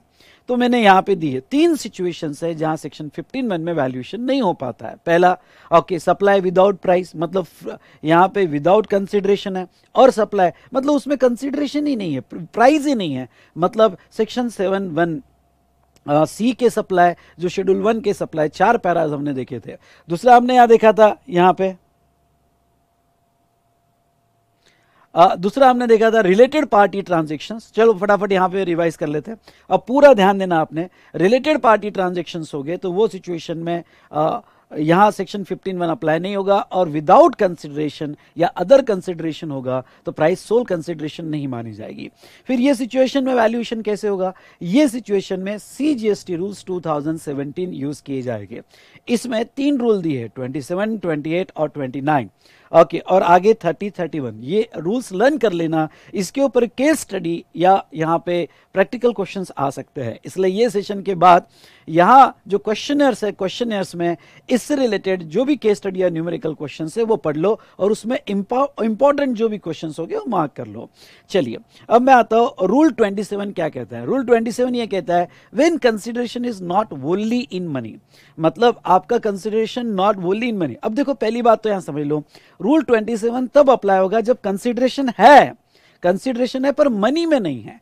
इसका मतलब बहुत सारे स्टूडेंट्स के ये डाउट्स रहते हैं, क्वेश्चंस रहते हैं कि क्या जो पैरा 1 के शेड्यूल 1 के जो 4 पैराज है विदाउट कंसिडरेशन, वहां रूल 27 अप्लाई होगा क्या? वहां नहीं अप्लाई होगा। क्यों? क्योंकि permanent transfer of business asset या related party transaction, principal agent वगैरह, ये जो 4 पैराज थे वहां कंसिडरेशन ही नहीं है, तो वो सिचुएशन में रूल 27 अप्लाई नहीं होगा। रूल 27 वहां अप्लाई होगा जहां कंसिडरेशन है, कमॉन, जहां कंसिडरेशन है पर मनी में नहीं है, काइंड में है। अगर काइंड में कंसिडरेशन है तो फिर वो ट्रांजैक्शन का वैल्यूएशन कैसे किया जाएगा? ए, ओपन मार्केट वैल्यू। अब देखो उन्होंने यहां पे मैकेनिज्म दिया है और 4 मेथड्स इसमें दिए रूल 27 में। अगर आपके ट्रांजैक्शन में अदर कंसिडरेशन होगा तो फिर आप लीजिएगा ओपन मार्केट वैल्यू। 2 डेफिनेशन यहां जीएसटी में दी है, ओपन मार्केट वैल्यू और like, kind and quality. Open market value मतलब एग्जैक्टली सेम सप्लाई किसी और को किया हो, ओके, आपने किया हो या मार्केट में चल रहा हो। समझ लो मोबाइल है, मोबाइल का यहाँ पे आईफोन 12 है, तो आईफोन 12 जो अगर मैं लूँ तो आपने सप्लाई किया हो या किसी और ने किया हो, यहाँ ओपन मार्केट वैल्यू में किसी और का भी सप्लाई होगा तो वो वैल्यू ले आएगी, पर एग्जैक्टली सेम सप्लाई होना चाहिए, ओके, और उसमें कोई अदर कंसिडरेशन नहीं होना चाहिए। और लाइक, काइंड और क्वालिटी मतलब एग्जैक्टली सेम नहीं पर mostly like characteristic similar type का सप्लाई किया हो। डेफिनेशन आपने रीड कर लेना। तो सबसे पहले वो कहते हैं ओपन मार्केट वैल्यू। जब आप प्रॉब्लम सॉल्व करते हो तो ये आपको सब दिया जाता है, डोंट वरी। इसलिए जब आप जैसे ही क्वेश्चनर्स पढ़ोगे मेरे साथ तो वो क्वेश्चनर्स में प्रॉब्लम्स देखोगे तो आपको सब डेटा दिया जाएगा, ओपन मार्केट वैल्यू क्या है। अगर ओपन मार्केट वैल्यू नहीं मिलती है तो रूल 27 कहता है कि don't worry, open market value नहीं मिलती है तो आप value of fair market value ले लो। अब देखो रूल 27 2 सिचुएशन में अप्लाई होता है। एक कि कंसिडरेशन वोनली अदर है, समझ लो मैंने कोई सर्विस दिया या मैंने कोई गुड्स दिया और मुझे काइंड में कंसिडरेशन मिला वोनली अदर से। मैं आर्किटेक्ट हो और मैंने आर्किटेक्ट सर्विस दी और मुझे एक फ्लैट मिल गया, टोटली अदर मिला। या हो सकता है कि पार्टली इन मनी मिला और पार्टली अदर्स मिला, कमॉन, पार्टली इन मनी है और पार्टली अदर्स है, तो वो केस में सबसे पहले तो ओपन मार्केट वैल्यू जो मैंने आर्किटेक्ट सर्विस दी। अगर यहां पे ओपन मार्केट वैल्यू नहीं मिल रही है तो जो मुझे मिला कंसिडरेशन जो मिला उसकी फेयर मार्केट वैल्यू, समझ लो मुझे फ्लैट मिला तो फ्लैट की फेयर मार्केट वैल्यू क्या होगी, या पार्ट में मनी मिला, पार्ट में कोई अदर मिला तो money consideration in money plus जो अदर मिला उसकी फेयर मार्केट वैल्यू लिया जाएगा इन मनी। उसके बाद में सी में ए और बी नॉट डिटरमाइनेबल। अब समझ लो वो कहते हैं कि ओपन मार्केट वैल्यू भी नहीं है और जो आपको मिला उसकी भी वैल्यूएशन करना पॉसिबल नहीं। ये कब पॉसिबल है, जब आपने जो सप्लाई किया उसके अगेंस्ट में टॉलरेंस मिलता है, टॉलरेंस कंसिडरेशन है। ओके, एक्ट और टॉलरेंस आपको याद होगा। ओके, या फॉरबियरेंस कंसिडरेशन है। तो फॉरबियरेंस या कोई ऐसा आपको कंसिडरेशन मिला जिसकी फेयर वैल्यू भी निकालना मुश्किल है, तो अगर ए और बी फेल हो जाते तो वो कहते फिर सी लो। सी मतलब क्या, सी मतलब वैल्यू ऑफ लाइक काइंड और क्वालिटी, यानी जो आपने सप्लाई किया गुड्स का या सर्विस का उसके लाइक जो सप्लाई होगा उसकी वैल्यू कंसीडर किया जाएगा। और अगर वो भी पॉसिबल नहीं है तो फिर यानी ए बी सी तीनों भी पॉसिबल नहीं हुआ तो फिर rule 30 and 31 in that order, मतलब 30 और 31 लगाओ। अब इन दैट ऑर्डर का मतलब क्या होता है दोस्तों, इन दैट ऑर्डर का मतलब होता है ओके पहले रूल 30 लगाओ, अगर वो भी पॉसिबल नहीं हुआ तो 31 लगाइए। ओके, तो चलिए रूल 27 में अगर कंसिडरेशन वोनली अदर है या partly in money partly other है तो वो सिचुएशन में 4 मेथड्स दिए, ओपन मार्केट वैल्यू, नहीं तो जो मिला उसकी फेयर वैल्यू, तीसरा लाइक काइंड और क्वालिटी, और चौथा ओके रूल 30 और 31 अप्लाई किया जाएगा। नाउ एग्जाम के हिसाब से रूल 28 बहुत बहुत इंपॉर्टेंट है। ओके, और ये रूल 28 जो है ये क्या कहता है, supply between okay deemed distinct person, sorry supply between deemed distinct person या फिर रिलेटेड पर्सन। ओके, जब भी आपका सप्लाई डीम्ड डिस्टिंक्ट पर्सन का होगा या रिलेटेड पर्सन का होगा तो रूल 28 सीधा सीधा लगाना, इवन दो उसमें यहां पे टीवी हो या ना हो। ओके, टीवी हो तो भी रिलेटेड होगा, या रिलेटेड होगा तो टीवी एक्सेप्ट नहीं होती है, या फिर फ्री ऑफ कॉस्ट हो ओके तो भी यहां रूल 28 ही आपको लगाना पड़ेगा। यानी जब जब भी मैटर डीडीपी का आएगा या रिलेटेड पर्सन का आएगा तो आपको ये रूल ही अप्लाई करना पड़ेगा और इसके हिसाब से ही वैल्यू निकालनी पड़ेगी। नाउ फर्स्ट पॉइंट क्या कहते हैं, वो कहते हैं ओके ओपन मार्केट वैल्यू ले लो, मतलब ऐसा ही आप सप्लाई किसी और को करते या किसी और ने मार्केट में किया होगा तो उसकी ओपन मार्केट वैल्यू ले लो। अगर वो अवेलेबल नहीं है तो second value of like kind और क्वालिटी ले लो, यानी जब भी आप स्टॉक ट्रांसफर करोगे अपने ही ब्रांच को या रिलेटेड पर्सन को सप्लाई करोगे तो यहां पे ओपन मार्केट वैल्यू नहीं मिलती है तो लाइक काइंड और क्वालिटी की जो वैल्यू रहेगी वो ले लो। और तीसरा वो क्या कहते हैं, इफ ए और B not determinable then supply okay rule 30 31 के हिसाब से डिटरमाइन किया जाएगा, रूल 30 31 के हिसाब से डिटरमाइन किया जाएगा। इसमें जो दो प्रोविजो है ये दो प्रोविजो बड़ी इंपॉर्टेंट है और ये मैं आपके साथ डिस्कस करना चाहूंगा। पहली प्रोविजो ओके, अब प्रोविजो यानी क्या कि अगर ये स्पेशल सिचुएशन होगा तो आपको वैल्यूएशन इस तरह से करना पड़ेगा। पहला, if further supply is as such by recipient at the option of supply, okay इस further supply is as such as such by recipient at the option of supplier, value 90% of price charge of like kind or quality by recipient to unrelated buyer। अब थोड़ा ये proviso क्या कहती है कि अगर आप अपने ब्रांच को दे रहे हो या अपने रिलेटेड को दे रहे हो तो उसकी वैल्यू क्या लेना, तो जो आपका रिसिपिएंट है मतलब आपकी ब्रांच है रिलेटेड वो आगे फर्दर सप्लाई एज सच कर रहा है, मतलब उसमें वो कोई एडिशन नहीं कर रहा है, आपका गुड्स हो या सर्विस हो वो एज सच वैसे का वैसा फर्दर सप्लाई कर रहा है। लेकिन ख्याल रहे ओके ये फर्स्ट प्रोविजो ओनली गुड्स को अप्लीकेबल है। ओके ये सिर्फ गुड्स सप्लाई ऑफ गुड्स को अप्लीकेबल है, आपको लिखना है तो लिख सकते हो, और ये दोनों प्रोविजो टू दोनों को अप्लीकेबल है, supply of goods as well as supply of services. तो फर्स्ट प्रोविजो स्पेशली गुड्स को अप्लीकेबल है। तो जहां तक देखा जाए अगर आपने अपने ब्रांच को या रिलेटेड पर्सन को दिया और उसने as it is further supply किया तो फिर एट ऑप्शन ऑफ सप्लायर अगर सप्लायर चाहे तो ओपन मार्केट वैल्यू बाजू में कर देगा, लाइक काइंड और क्वालिटी बाजू में कर देगा, यानी ए बी सी अप्लाई नहीं करेगा। वो क्या करेगा कि उसके जो रिसिपिएंट है उसकी जो ब्रांच है या रिलेटेड पर्सन है उसने आगे में जितने में सेल किया होगा या वो सेल कर रहा होगा ओके सेल कर रहा होगा सेम गुड्स उसके 90% वैल्यू पे वो वैल्यूएशन कर सकता है।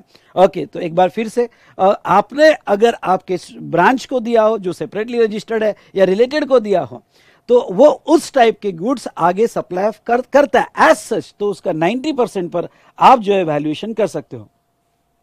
आप जो वैल्यूएशन कर सकते हो। नाउ प्रोविजो टू दोनों को अप्लीकेबल है, supply of goods as well as supply of services. Okay, अब ये प्रोविजो बहुत बहुत बहुत इंपॉर्टेंट है। ये प्रोविजो क्या कहती है? ये प्रोविजो ये कहती है कि अगर आपका रिसिपिएंट यानी आपकी ब्रांच जो डीडीपी है या फिर रिलेटेड वो फुल एलिजिबल फॉर आईटीसी है। अब ये फुल एलिजिबल फॉर आईटीसी मतलब क्या? मतलब अगर आपने जीएसटी लगाया तो पूरा का पूरा क्रेडिट ले सकता है। मतलब ये है कि वो कोई एग्जाम सप्लाई नहीं कर रहा है, वो नॉन टैक्सेबल सप्लाई नहीं कर रहा है। मैं स्क्रीन पे नहीं आ रहा हूं बेटा, don't worry. Okay, hello, camera बंद हो गया है, जस्ट अ मिनट।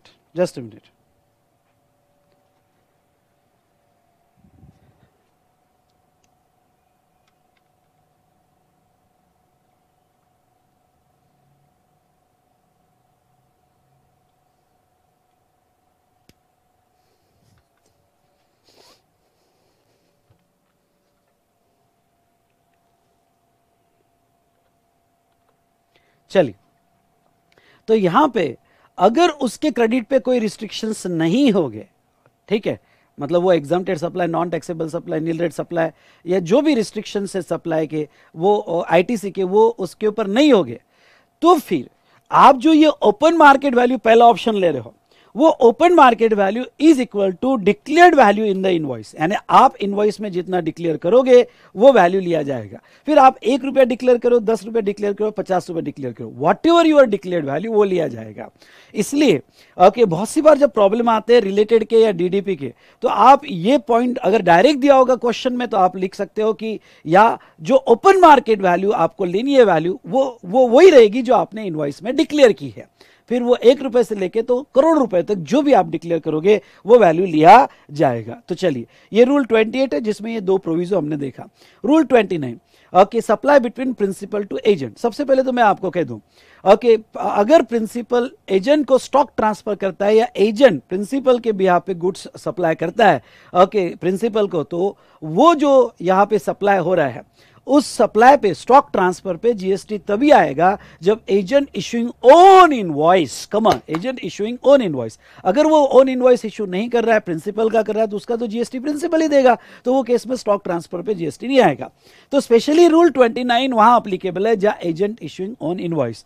तो वो सिचुएशन में प्रिंसिपल ने एजेंट को जो स्टॉक ट्रांसफर किया या एजेंट ने प्रिंसिपल को जो स्टॉक ट्रांसफर किया उसका वैल्यूएशन कैसे होगा? तो पहला ओपन मार्केट वैल्यू और या डायरेक्ट और, ओके, यहां ध्यान से देखिएगा, दोनों में से कोई भी ऑप्शन ले सकते हो। तो पहला ओपन मार्केट वैल्यू, नहीं तो 90% ऑफ लाइक काइंड और quality by the recipient to his unrelated customer.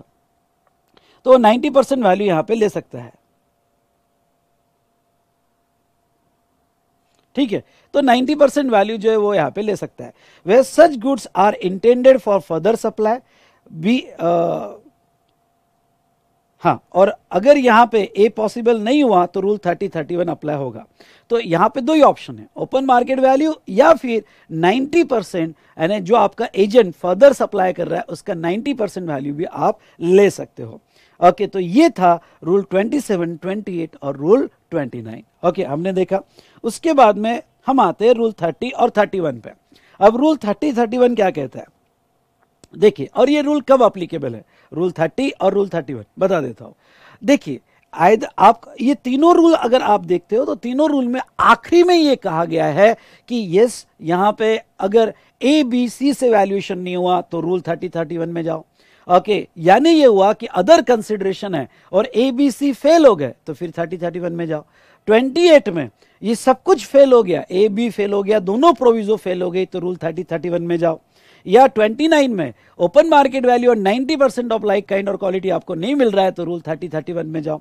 तो आप 30-31 में इस तरह से आ सकते हो। प्लस कौन सी ऐसी सिचुएशन है जहां डायरेक्ट 30-31 में आ जाओ?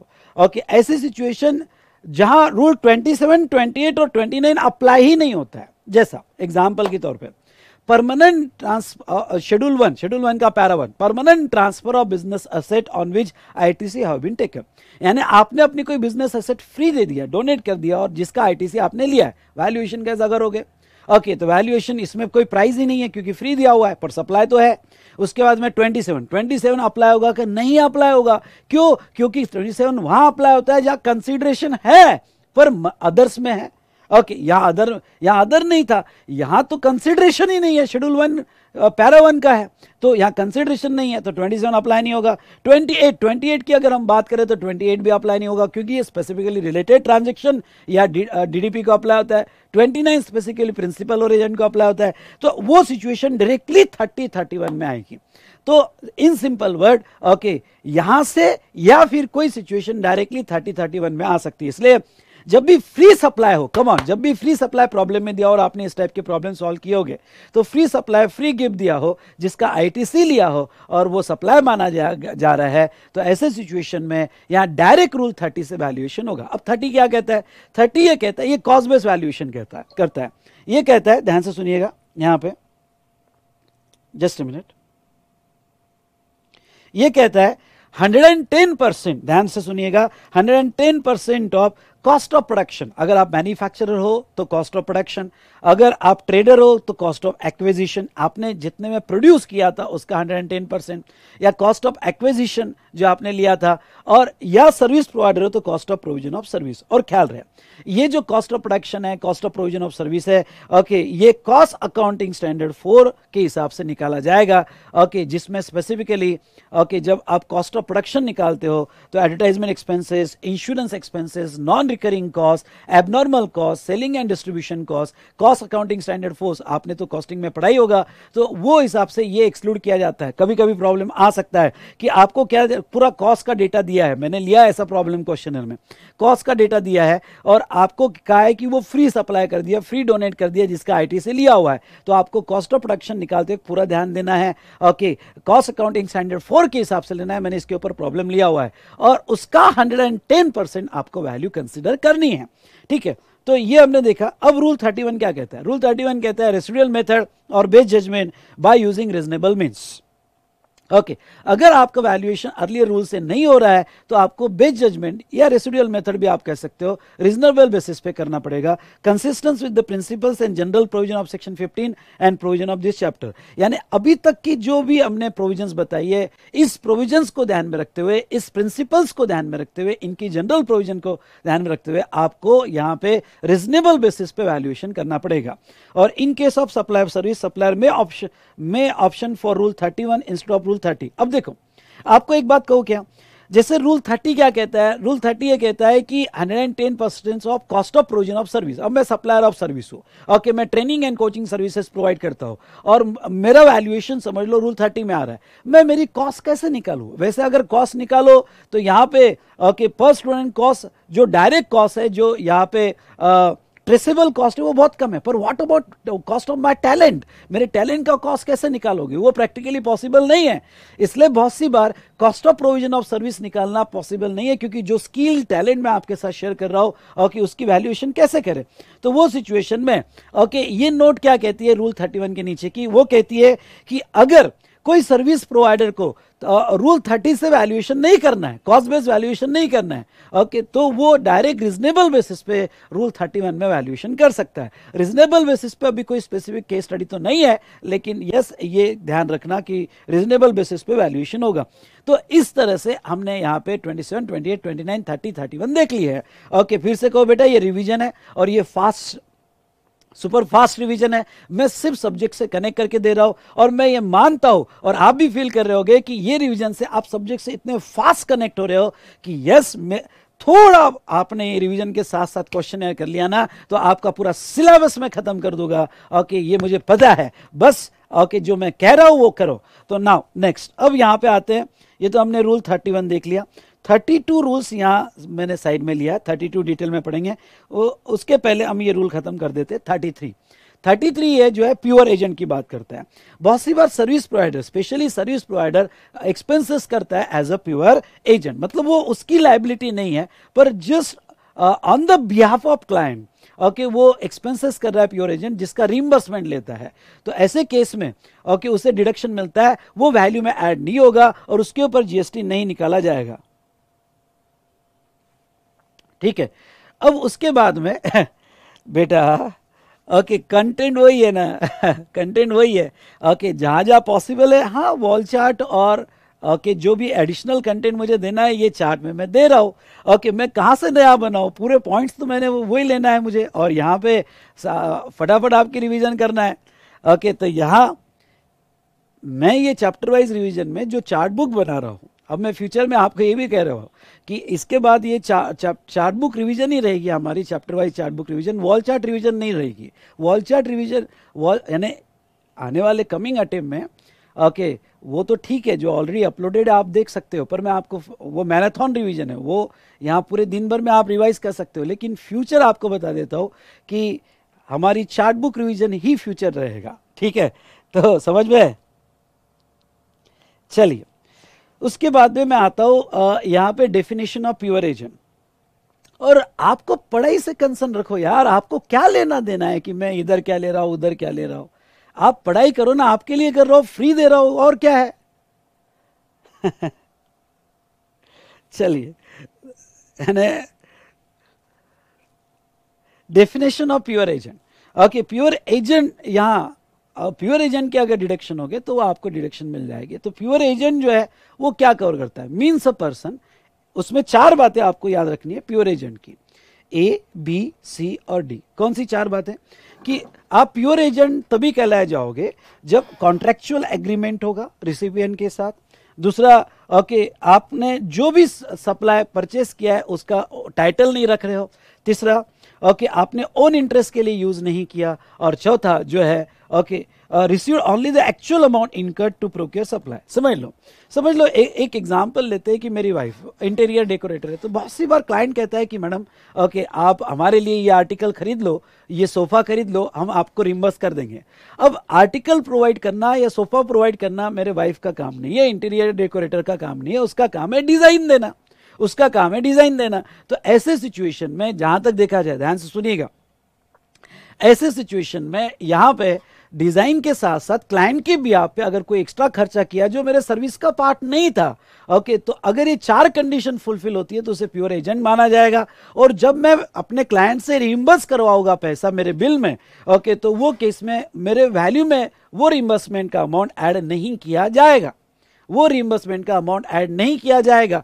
तो उसे ये चार कंडीशन फुलफिल होनी चाहिए। कॉन्ट्रेक्चुअल एग्रीमेंट होना चाहिए, जो मैंने ओके फर्नीचर आर्टिकल जो भी खरीदा वो टाइटल मेरे नाम का नहीं क्लाइंट के नाम का इनवॉइस होना चाहिए, इवन दो पेमेंट मैंने किया हो, मेरे पर्सनल इंटरेस्ट के लिए मैं यूज नहीं कर रहा हूं, और मैं अपने क्लाइंट से उतना ही ले रहा हूं जितना मैंने इनकर्ड किया है। ठीक है, तो चलिए अब देखो यहां पे अगर ये चार कंडीशन फुलफिल होती है तो प्योर एजेंट कहलाया जाएगा। उसके बाद में value shall exclude the expenditure or cost incurred by supplier as a pure agent subject to following condition। पहला, supplier act as a pure agent of the recipient while making the payment। मतलब क्या, interior decorator जब कोई furniture का article का पैसा third party को देगा उस वक्त उसने प्योर एजेंट रहना चाहिए। प्योर एजेंट रहना चाहिए मतलब क्या, मतलब ये चारों कंडीशंस फुलफिल कर लेनी चाहिए। ओके यानी कॉन्ट्रेक्चुअल अरेंजमेंट होना चाहिए, इनवॉइस अपने नाम का नहीं लेना चाहिए, और सामने वाले को उतना ही चार्ज करेगा जितना वो लेगा, तो वो थर्ड पार्टी को पे करते वक्त एज अ प्योर एजेंट होना चाहिए। दूसरा, amount separately shown in the invoice, जब वो क्लाइंट से पैसा रिइंबर्स करवाएगा तो वो सेपरेटली बताएगा कि देखो भाई ये मेरा काम नहीं था और ये मैंने आपके बिहाफ पे परचेस किया, इसका पैसा वापस चाहिए। और उसके बाद में सप्लाईज ऑफ गुड्स और service procured by supplier as a pure agent are in addition to service which he provides on his own account. मतलब क्या, जो भी उसने गुड्स और सर्विस परचेस किया है on the behalf of client, किसी भी तरह से उसके सर्विस का पार्ट नहीं होना चाहिए, वो in addition to service on his own account. मतलब बहुत सी बार सीए लॉजिंग बोर्डिंग ट्रैवलिंग जब ऑडिट करते हैं तो उसका रिइंबर्समेंट लेते हैं, नहीं, लॉजिंग बोर्डिंग ट्रैवलिंग ये हमारे सर्विस का ही पार्ट है, तुम रिइंबर्समेंट का हो, आउट ऑफ पॉकेट एक्सपेंसेस का हो, उसका डिडक्शन नहीं मिलेगा।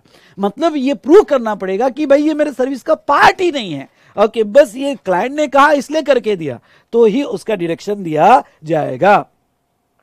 उसके बाद में जहां तक देखा जाए रूल 34, अब देखो रूल 33 मैंने ले लिया, 34 क्या कहता है, 34 ये कहता है रेट ऑफ एक्सचेंज।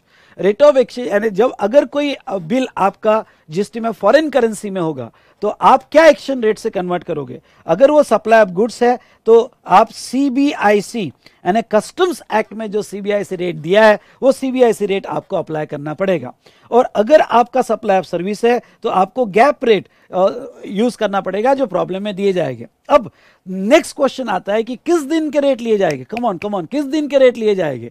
तो बेटा ओके जो आपका टीओएस आता है एज पर सेक्शन 12 और 13 ओके उस दिन के रेट लिए जाएंगे जिस दिन आपका टीओएस आएगा। और वैल्यू इंक्लूसिव ऑफ जीएसटी, अगर आपने इनवॉइस में सेपरेट जीएसटी चार्ज नहीं किया तो आपकी वैल्यू इंक्लूसिव ऑफ जीएसटी माना जाएगा, इंक्लूसिव ऑफ जीएसटी माना जाएगा। ठीक है, चलिए तो ये हमने देख लिया यहां पे value which is inclusive of GST. Done.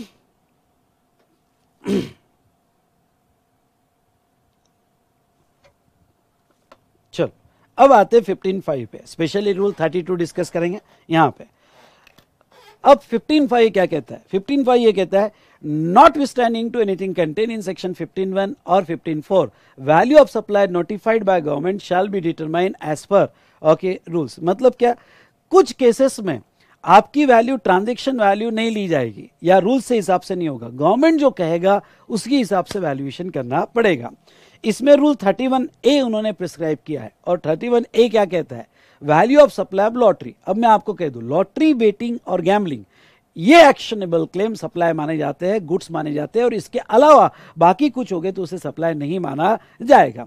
तो value of supply of lottery, lottery का वैल्यूएशन कैसे होगा? तो वो कहते हैं यहां पे जो भी उसकी फेस वैल्यू होगी लॉटरी टिकट की और price as notified in official gazette by organising state whichever is higher, whichever is higher मतलब क्या, लॉटरी की एक तो फेस वैल्यू होती है या गवर्नमेंट कंट्रोल वैल्यू होती है, गवर्नमेंट नोटिफाई करता है। तो फेस वैल्यू या गवर्नमेंट नोटिफाइड वैल्यू इसमें से जो हायर होगा समझ लो उसकी फेस वैल्यू है 100 और गवर्नमेंट नोटिफाइड वैल्यू 110। तो हायर क्या है? 110।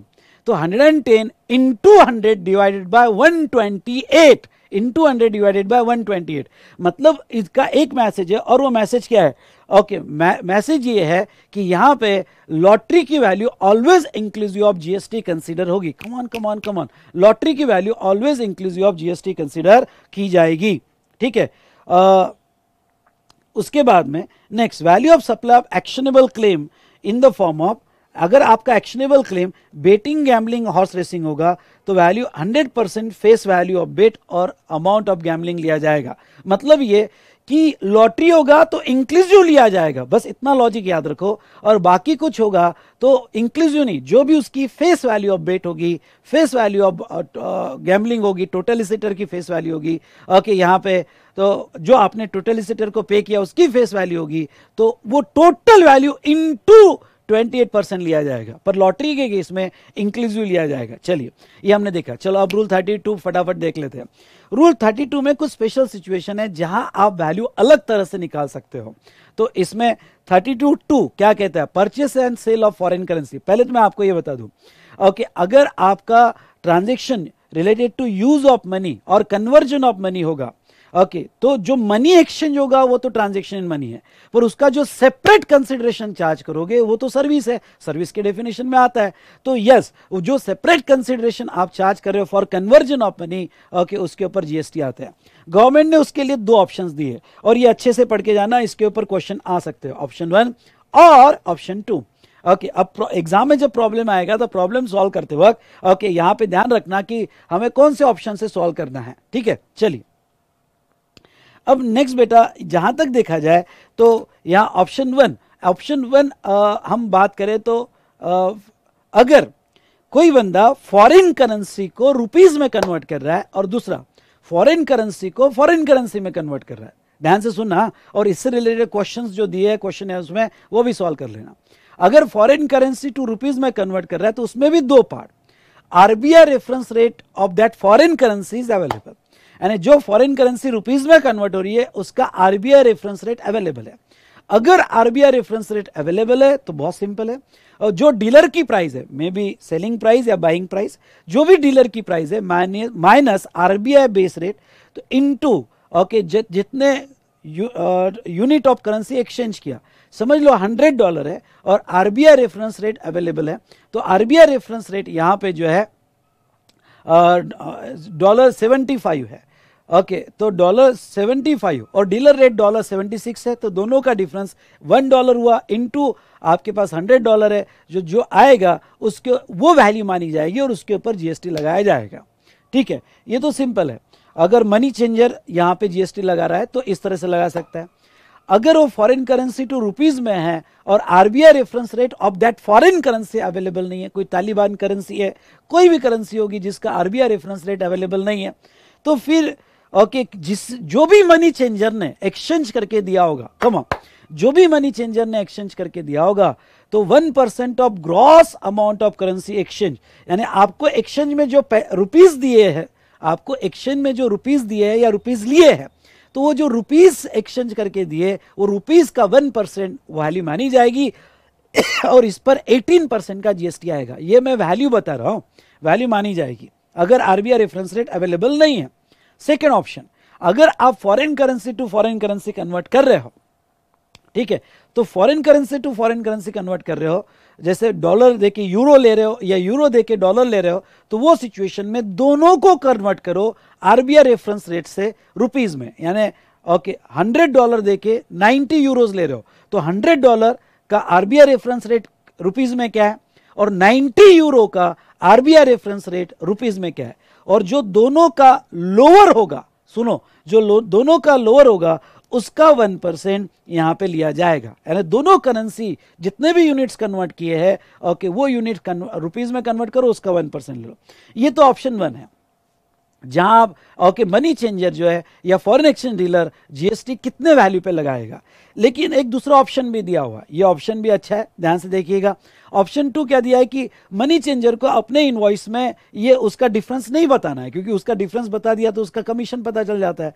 तो फिर ओके गवर्नमेंट ने दूसरा ऑप्शन दिया है कि वो क्या कर सकता है, अगर उसकी exchange value up to 1 lakh होगी, ध्यान सुनिएगा, अप टू 1 लाख होगी, exchange value up to 1 lakh होगी, मतलब जितने भी वो कन्वर्ट करके दे रहा है यहाँ पे $100, $1000 जो भी कन्वर्ट करके दे रहा है, तो अप टू 1 लाख होगी, तो जो एक्सचेंज वैल्यू आएगी, ओके समझ लो एक्सचेंज वैल्यू डॉलर में कन्वर्ट करके दिया और आपकी एक्सचेंज वैल्यू 40,000 आई, तो 40,000 ओके इसका 1% और 250 विच एवर इज यहाँ पे हायर, यानी 40,000 का 1% 400 और 250 विच एवर इज हायर, यानी 250 के नीचे अगर होता है, आई रिपीट 250 के नीचे होता है, तो वो सिचुएशन में मिनिमम 250 तो लिया ही जाएगा। ठीक है, ये तो क्लॉज ए हुआ।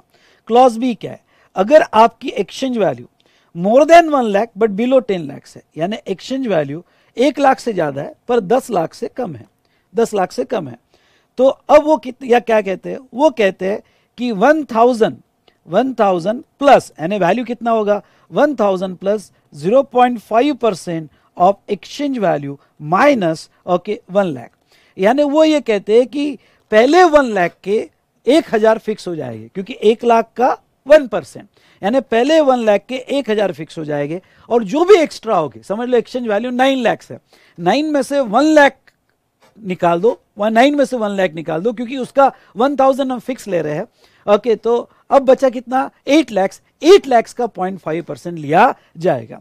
और ऐसे ही वो एक्सचेंज वैल्यू अबव 10 लाख होगी, यानी अगर आपकी एक्सचेंज वैल्यू अबव 10 लाख होगी, तो वो कहते हैं यहाँ पे 5,500, अब ये 5,500 कैसे आया, तो पहले 1 लाख का 1000 प्लस आगे के 9 लाख का 0.5 यानी 4,500, ओके तो ये हुआ 5,500, ओके प्लस जो 10 लाख के ऊपर जितनी अमाउंट होगी, कम ऑन 10 लाख के ऊपर जितनी अमाउंट होगी, समझ लो आपकी एक्सचेंज वैल्यू 15 लाख है, तो 15 माइनस 10, क्योंकि 10 का हमने ले लिया, तो यहां पे 15 माइनस 10 यानी 5 लाख का यहां पे 0.1% लिया जाएगा, पर मैक्सिमम आपकी वैल्यू 60,000 होगी, उससे ज्यादा नहीं होगी, ओके उससे ज्यादा नहीं होगी। तो ये यहां पे फॉरेन करेंसी एक्सचेंज पे 2 ऑप्शन दिए, वो आपने देख लेना।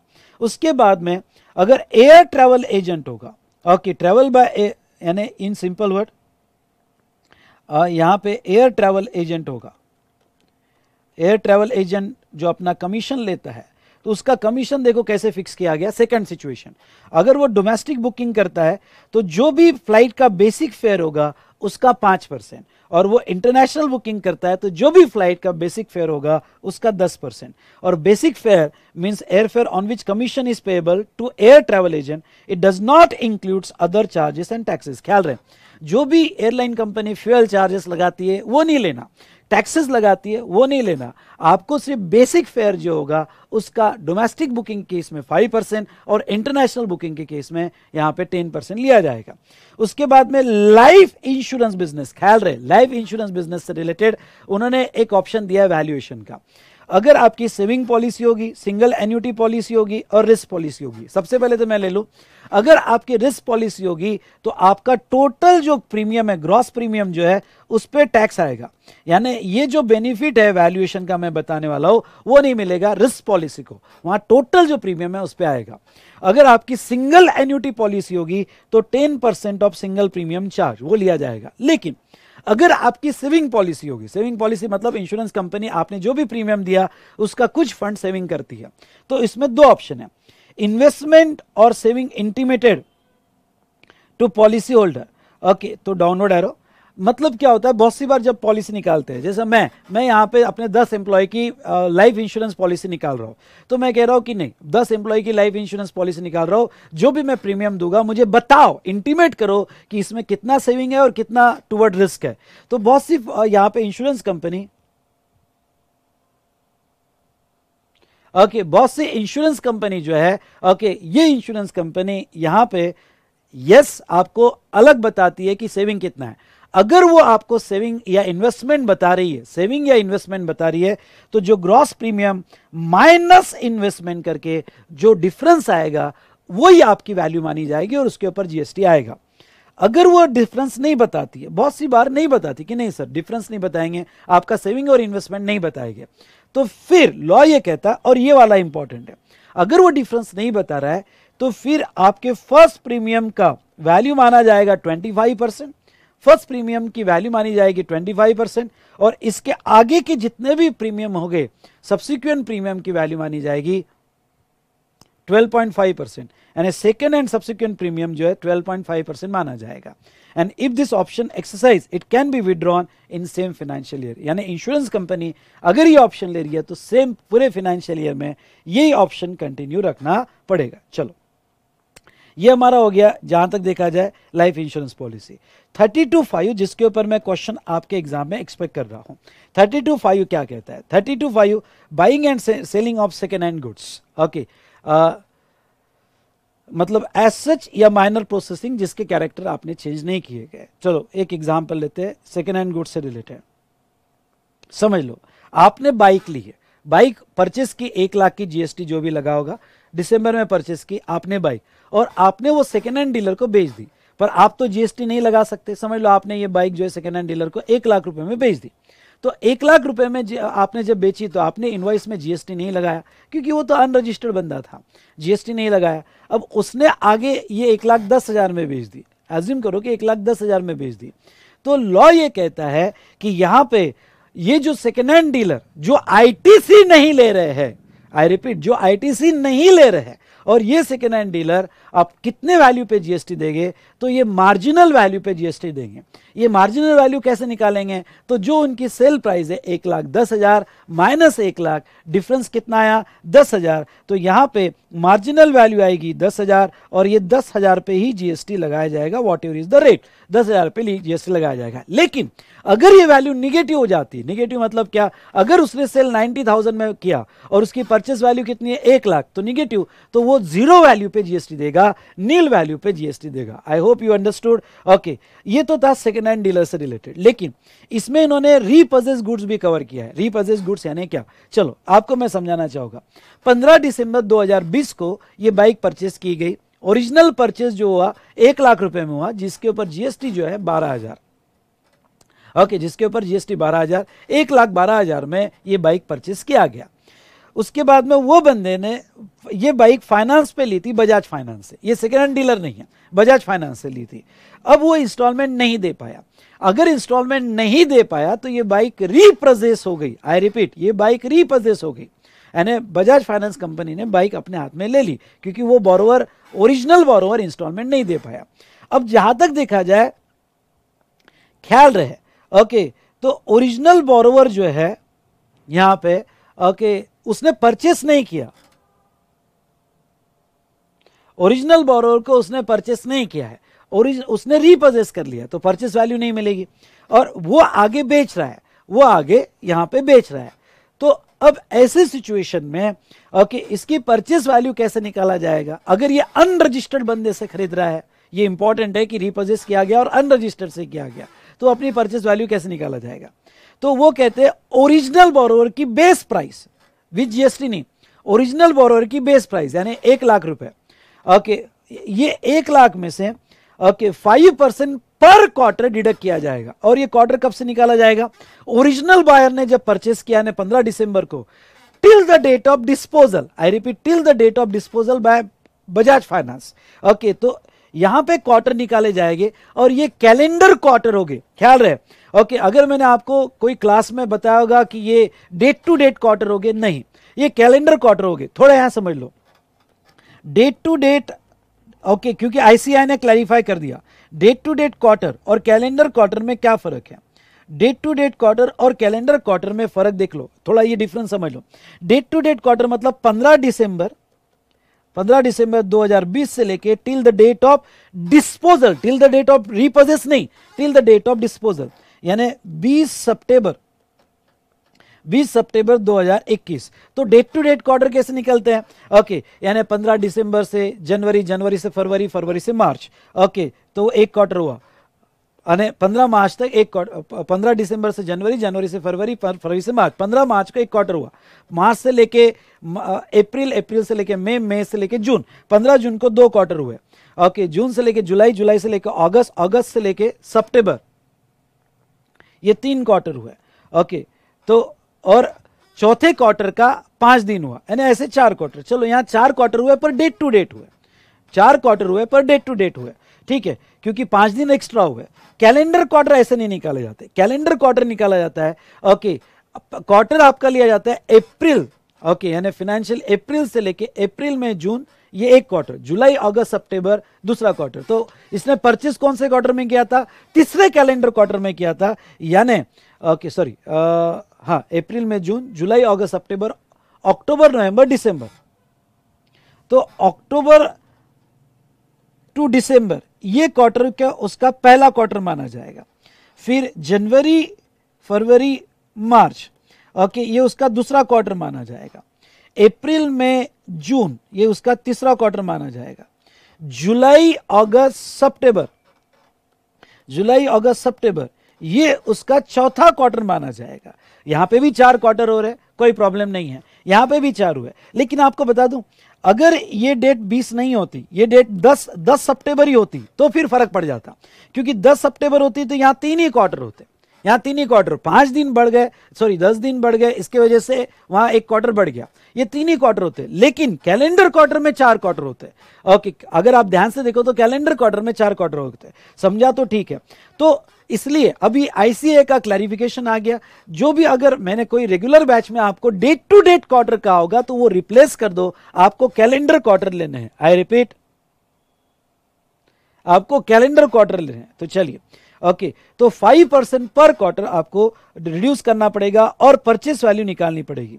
तो देखिए वो क्या कहते हैं, if ITC is taken on purchase of such goods और ITC is taken, sorry, ITC is not taken and ITC is taken, ITC लिया होगा तो फिर ट्रांजैक्शन वैल्यू जितने में बेचोगे उस पर जीएसटी आएगा।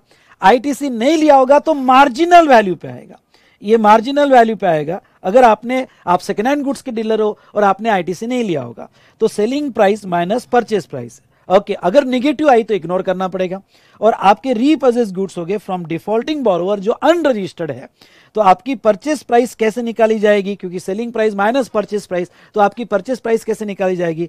तो purchase price of defaulting borrower यानी ओरिजिनल बोरोवर की purchase price minus 5% each quarter of part thereof between date of purchase of defaulting borrower till the date of disposal. और ये कैलेंडर क्वार्टर लिए जाएंगे, ये कैलेंडर क्वार्टर लिए जाएंगे उसके, ठीक है। तो ये हमने देखा 32.5 सेकेंड हैंड डीलर्स और रीपर्चेज गुड्स के लिए। चलिए दोस्तों, अब मैं आगे यहाँ पे लेता हूँ।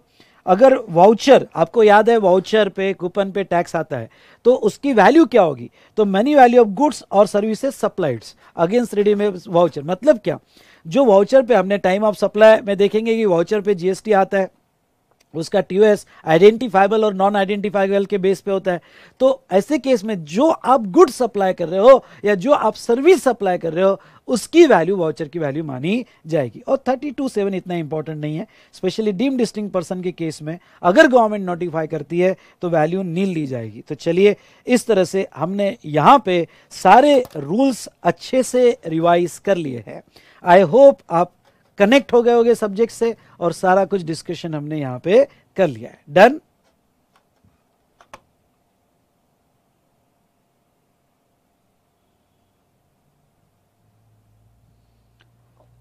बेटा मजा आया? ओके, अगर आपको आज का रिवीजन अच्छा लगा होगा तो ठोको ठोको लाइक। ओके, तो यस बेटा, आप जितना यहां पे एक्सप्रेस करोगे कि आपको इसका बेनिफिट हुआ, उतना सारे स्टूडेंट्स को भी बेनिफिट होगा। और ये ज्यादा से ज्यादा शेयर करो। अरे भाई, मजा आया कि नहीं आया? चलिए, अब फटाफट अगर आपको टाइम मिलता है तो 1-2 घंटा क्वेश्चन देख लो। ओके, इंपॉर्टेंट क्वेश्चंस देख लो।